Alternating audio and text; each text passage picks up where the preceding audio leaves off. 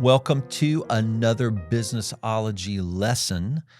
So in our financial firm, we produce a lot of advisory and financial metrics for the agencies we work with. They need these to guide them from a high level strategically so they can make decisions.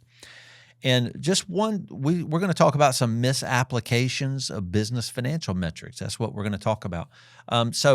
What are they used for? Well, business metrics are used to produce insights. We like to say insights are aha moments you could not have had you not gone through the process of reviewing metrics. So that's what metrics are meant to do, give you insights. And why do you want those? Because insights are the things that change the belief patterns of the agency owner.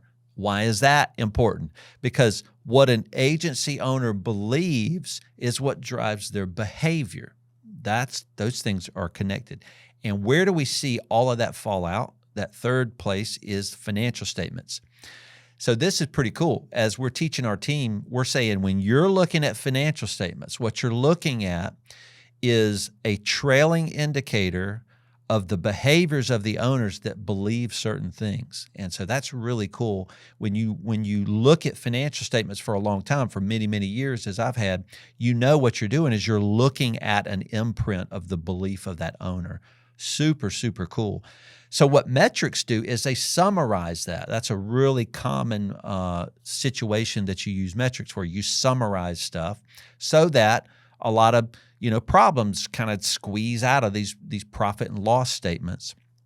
And they start to produce insights. We go, oh, I didn't know that, or look at what that's telling us. And a lot of what we find is owners say, that metric or this conversation we had, it taught me this thing that I was feeling that I didn't understand why I was feeling it about my business. Your numbers told me and verified that I was right. So those are some ways metrics help. But some misapplications are some things we're going to talk about. And one of those, this first misapplication, is when an agency owner tries to achieve the metric. And that's not the goal. The metric is only a benchmark. It's to bump the benchmark up against your own financials.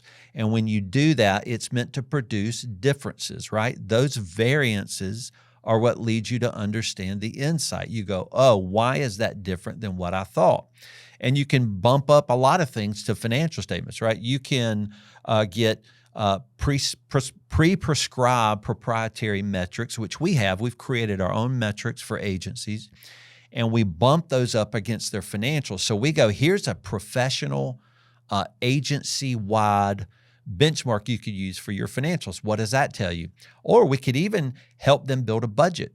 A budget is a prediction of the year, and it comes out of the mind and the thoughts of the owner. And we'll help them generally do those budgets because they can get complicated.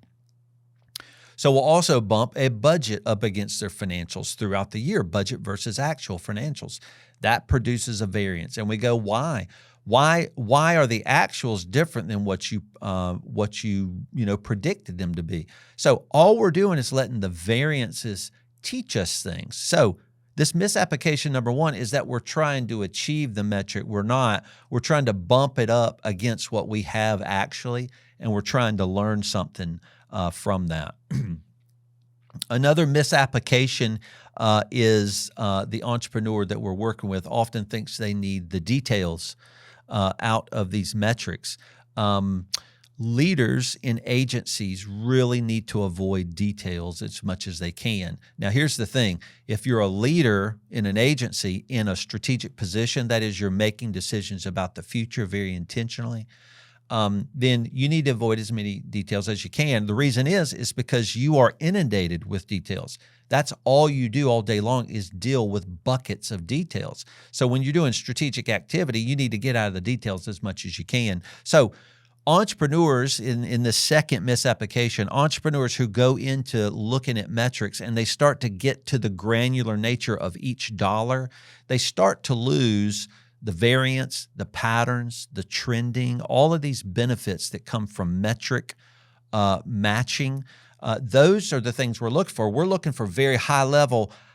Over time, over this past year, have we trended in the direction we want? We don't care if each individual number is detail is what we want to know about. We want to know, are we trending in the right direction? Are we trending in the wrong direction? Or what does this tell us about a future decision we can now make with more certainty that we couldn't make before? So you want to try to avoid details when you can, because you have plenty of details in your life. The metrics are not where you want to focus on the details. As we say, you're looking at the forest, not the trees, when you're going through metrics work, basically. And then the third misapplication is they have to be accurate. And so here I am, a CPA in a firm that leads, financial related advisory work, and I'm saying your metrics don't have to be accurate. So obviously, we have to produce accurate metrics. That is our goal.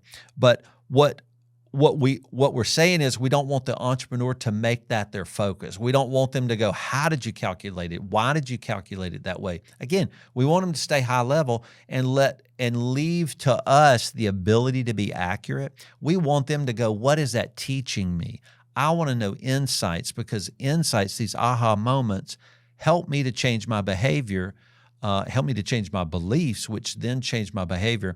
And that's what helps me to make better decisions in the future. Again, all of this is meant to help an entrepreneur make future decisions. Predictive-based decisions are extremely difficult and extremely risk-based, right? So anything that's risk-based is something you need to put more work into understanding the risk. So the third misapplication here is where our clients focus on accuracy and trying to figure out, is that number right there calculated accurately?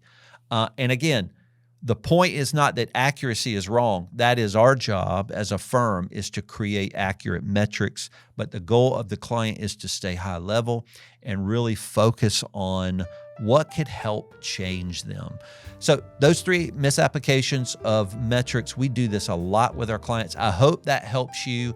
And just let us know, info@blummercpas.com. If you have any questions about advisory metrics and things like that could help you make better future decisions or change your mind so that you change your behavior, which will change your profit and your numbers. So thanks for listening. We'll see you later.